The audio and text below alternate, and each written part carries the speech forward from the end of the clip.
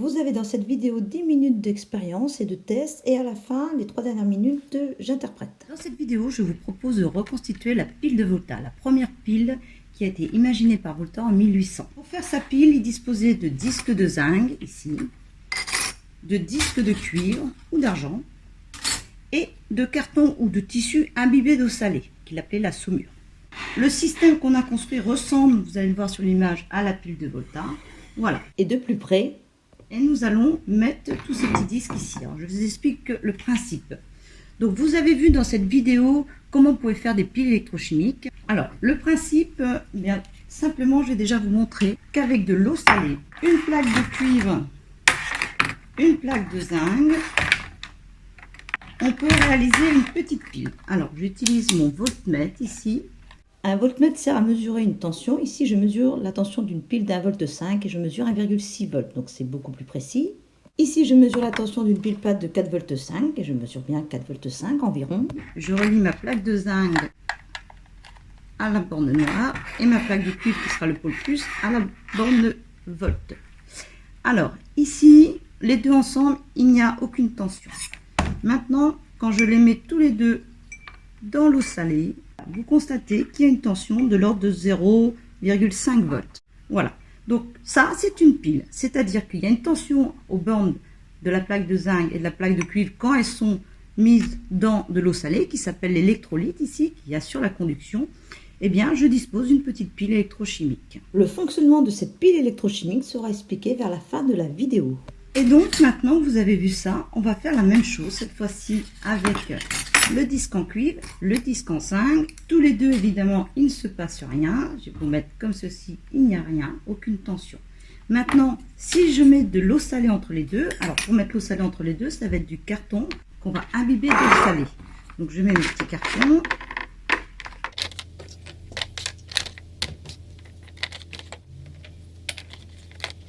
Voilà, et je mets de l'eau salée. Voilà, ils sont tous en train de tremper et ils s'imbibent d'eau salée. Donc, il faut attendre un petit peu qu'ils s'imbibent bien. Voilà. Il y en a qui sont déjà bien imbibés. On va les prendre en premier. Et on va faire notre petite pile. Alors, notre première petite pile, regardez bien. Je prends un disque de cuivre. Je prends un carton imbibé d'eau salée.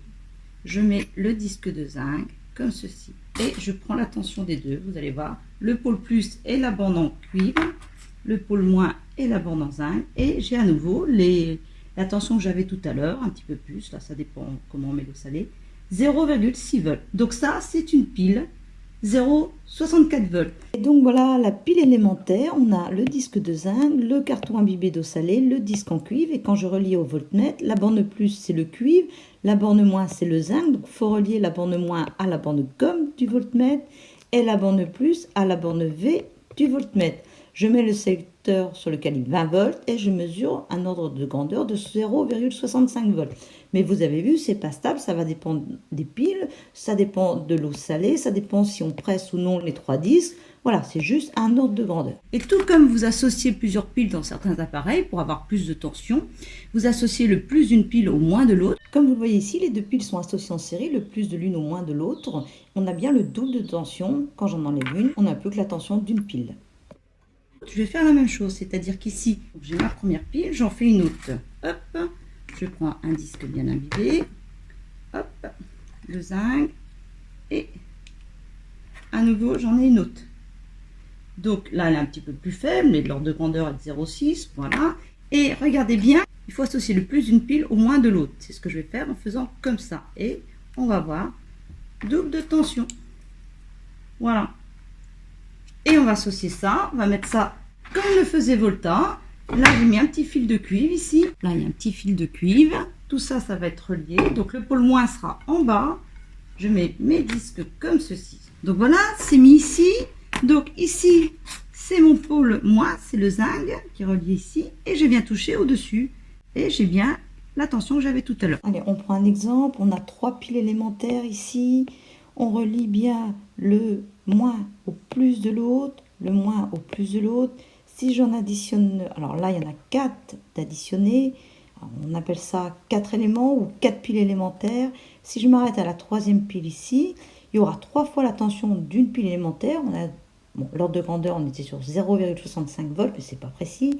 On multiplie par 3, on devrait avoir une tension aux bornes de ces 3 piles de l'ordre de 1,95 volts. Évidemment, on n'aura pas tout à fait ça. C'est cet empilement d'éléments ou piles élémentaires qui a donné le nom de pile. Vous voyez ici Alessandro Volta présenter sa pile, elle est ici. Vous la reconnaissez ici aussi avec les disques de cuivre, les disques en carton et les disques en zinc qui sont à peu près la même couleur qu'on a du mal à discerner. Alors il semble qu'il l'a construite en 1799, mais en fait il l'a présentée qu'en 1800. Donc voilà, on voit souvent ces deux dates. À l'époque, on ne connaissait pas la tension électrique, mais lorsqu'on découvrit la tension électrique, on donna l'unité volt à la tension électrique en référence à Volta. Et l'appareil de mesure de la tension s'appelle donc le voltmètre. Maintenant, nous allons reconstituer sa pile. C'est parti.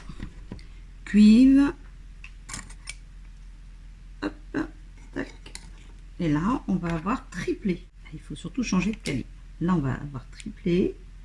Voilà, 2,2. Toujours le cuivre en haut. Donc là, j'en suis à 4, 5, 6, 7. Alors 7, 6 x 7, on va faire 4, quelque chose, voilà. Comme c'était plus de 0,6, c'est normal d'avoir au-dessus. 8, 9, 10, 11, 12. Alors à 12, on est à environ 8,15 volts. Si on divise par 12 cette tension, c'est comme si on avait 12 piles élémentaires de 0,68 volts. 13, 14, 15,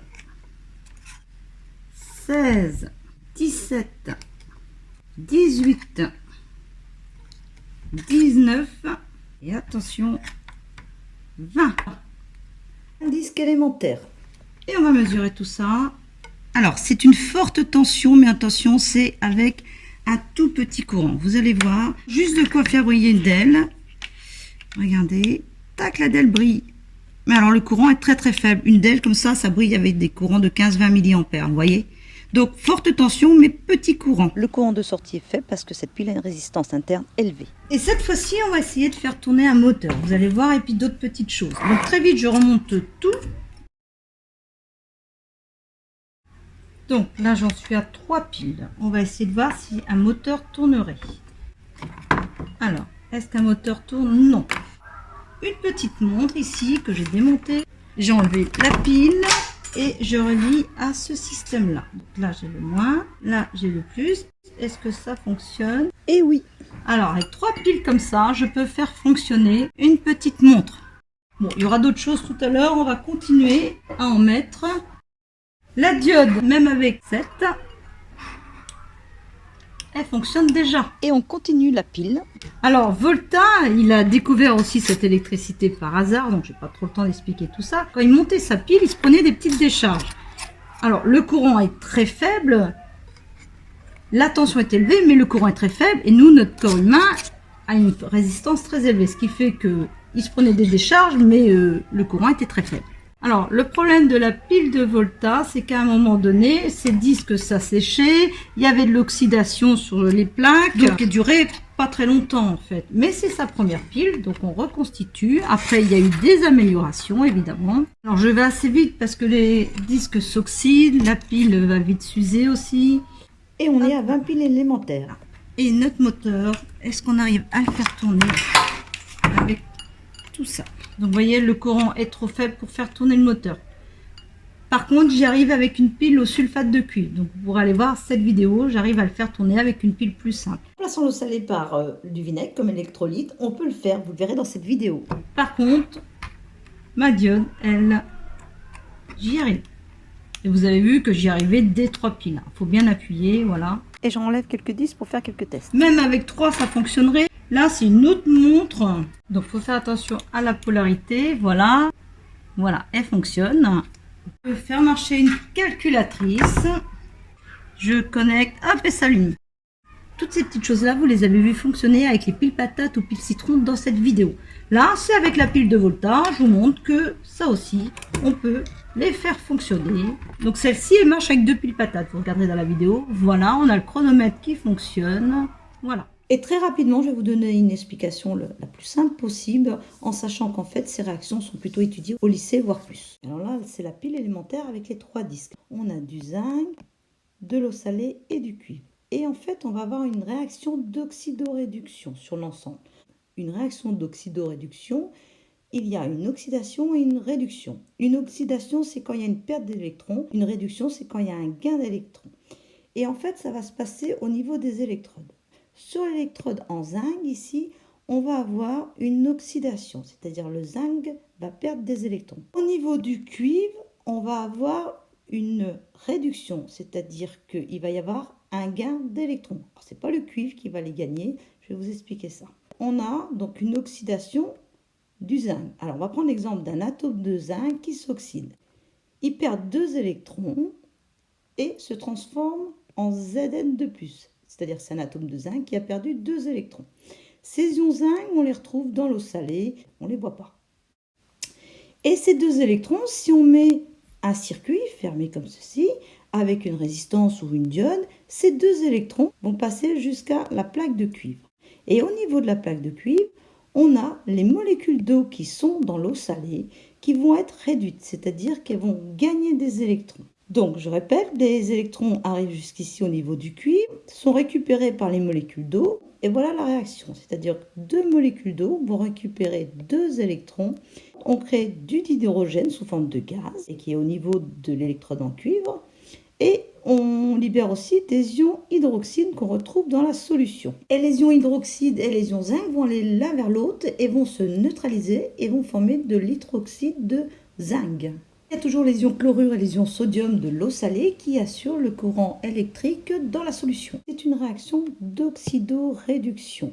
Alors, on a une oxydation, du zinc se transforme en Zn2+, et libère 2 électrons, et on a une réduction, de l'eau se transforme en prenant les 2 électrons en dihydrogène et ion hydroxyde. Si on résume tout ça, les électrons se suppriment et au final, c'est du zinc qui réagit avec, alors un atome de zinc qui réagit avec 2 molécules d'eau. On forme à chaque fois une molécule de dihydrogène, 2 ions hydroxyde et un ion Zn2+. Et ces deux-là, je vous l'ai dit, s'associent pour former, en fait, voilà la dernière équation de la réaction, celle qui est correcte, ils s'associent comme ceci pour former de l'hydroxyde de zinc. Alors donc, du zinc est consommé et disparaît. Le cuivre, lui, on ne l'a pas vu du tout dans ces réactions chimiques, donc il est toujours intact et on forme du dihydrogène sur l'électrode de cuivre. Et c'est ce qui polarise un peu la pile et qui l'empêche de fonctionner plus longtemps. Donc, grâce à l'eau salée, on a eu un passage d'électrons du zinc au cuivre.